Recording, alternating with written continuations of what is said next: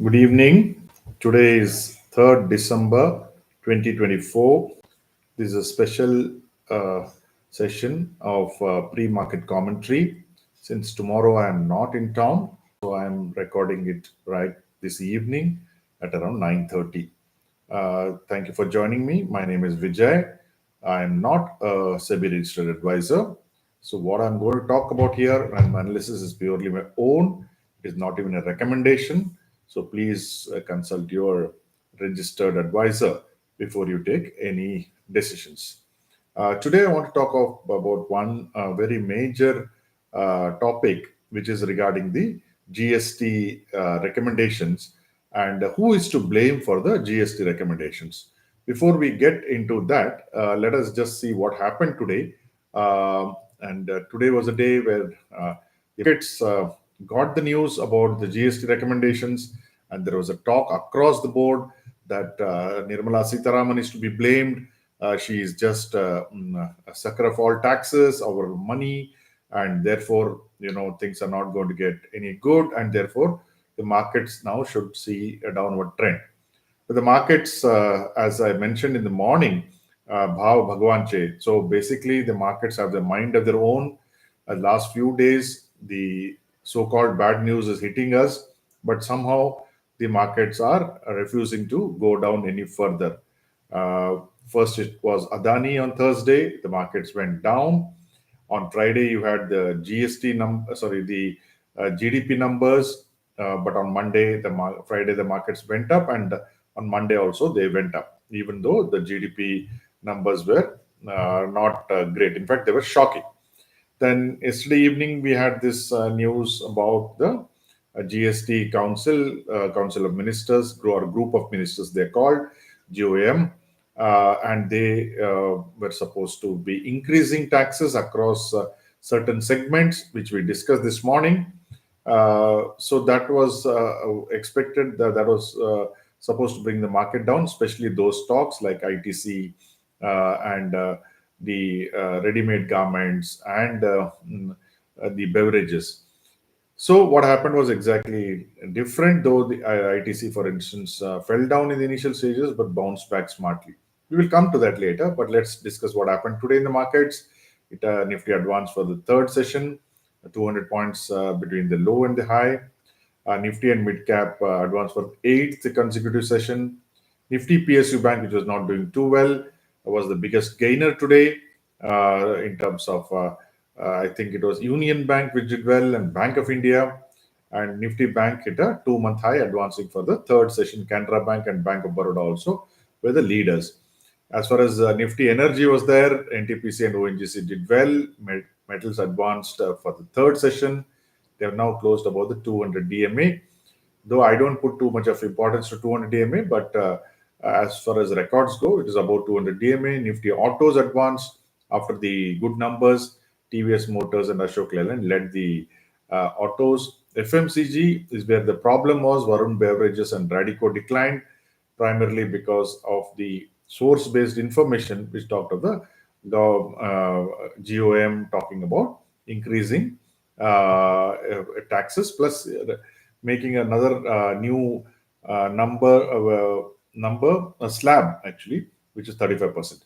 So what did the FIs and DIs do? FIs came back with a bang. This is the biggest purchase in more than 2-3 months, and except of course the MSCI rebalancing, there was a big number of 9,000 and odd crores. But apart from that, this is the very large, and DI is just sold only 250 crores. In fact, last half an hour, FIs bought in blocks. That's why you had a turnover which exceeded yesterday's by about 20%, close to 20%. It went up to about 1,16,000 crore. Yesterday was about 98,000 crores. And but the advanced decline was 3:1, which is very, very good. The broader market also participated. So now let's just come to this one, which is very, very interesting. So we had this news which said GST, GOM proposed, group of ministers proposes to change GST rates of over 148 items in favor of reducing rates on daily use and common use items.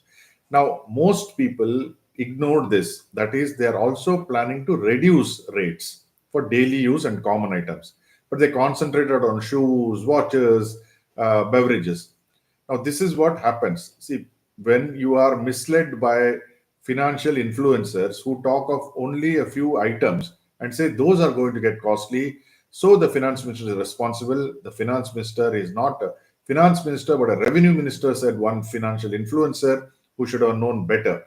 That about 148 items, maybe 10 items are going to get expensive, but 135, 140 items will get cheaper. Now, isn't that not good news? And this is how it is. See, when you are bearish, you will tend to just find only faults. When out of 148, even if you take 25 items are going to get a higher price, but another 125 are getting lower prices. So that will help the common man, you and me, more than us buying a shoe worth 15,000 or buying a watch about 25,000. How many of us really do that? But then the Twitter is full of these voices, the social media is full of these voices, mainstream media is full of these voices who only look at the negatives. So one has to be very careful, and one when the news item comes as to what actually is the impact. Now, you should also know that the GST Council today, after Congress has won in the three states, now the NDA, if they have to pass any proposal, they have to get consensus, or at least they have to get three non-NDA states to participate and vote in their favor. Now let us see how the GST Council is actually composed of. So if you look at the GST Council, one third of the vote in the council is by the government. The center has got one third of the vote. So center can push only up to one third. Then states have the two-third weight. Now the chairperson, of course, is Union Finance Minister, so the blame generally goes to her, but it is not her doing, because the way two-thirds of the voting comes from the states, and then there is a Minister of State for Finance. Apart from that, vice chairperson is one of the state finance ministers. So this time the vice chairperson is the BR finance minister, and the members are all state finance ministers. And any decision needs 75% vote support. So with one third vote in council for center, it cannot do much. It has to also take all the NDA states plus three states which are not NDA to get a proposal if it is disputed. Generally, GST proposals go through on consensus. If there is no consensus and if there is voting, now onwards, center will find it very tough because three non-NDA states have to vote. Okay, so now let us just, before we go to that, before we go there, I just want to share with you who are these people sitting in the GST Council. Now, you take this. Now, this is the. Okay, let me try to share that. I'm okay. One minute. Let me just get that. Yeah, here is a list of the people who are in the GOM, which is supposed to do this rate rationalization. Just observe. Samrat Chaudhary, Deputy Chief Minister BR, okay, JDS, which is an ally of BJP. It is not the BJP. Suresh Kumar Khanna from Uttar Pradesh, yes, it is BJP member. Gajendra Singh, Minister of NDA slash BJP. So, okay. So these two, the second and third, are BJP.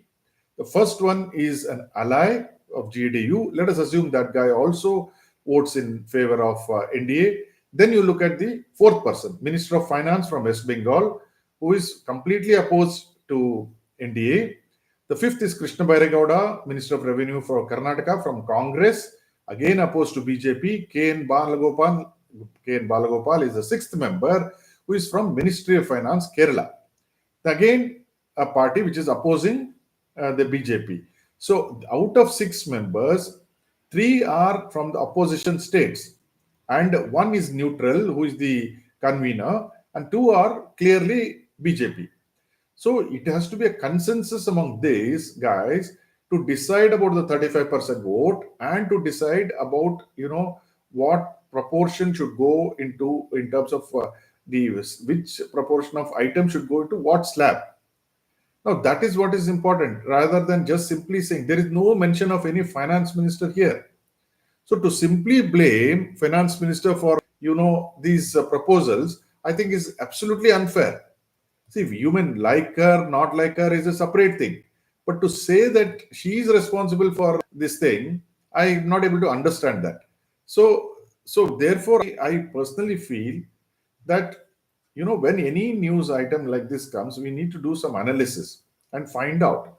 So clearly, the GST Council, you need opposition support if there is a voting. The GOM is consisting 50% of people from the opposition. So any proposal which comes from the GOM, you should realize it is not the finance minister's proposal. It is a proposal of the GOM which constitutes 50% from opposition parties.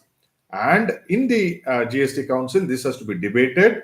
And if it is to be voted upon, again, the NDA has to get people from the non-NDA states to support to get that 75%.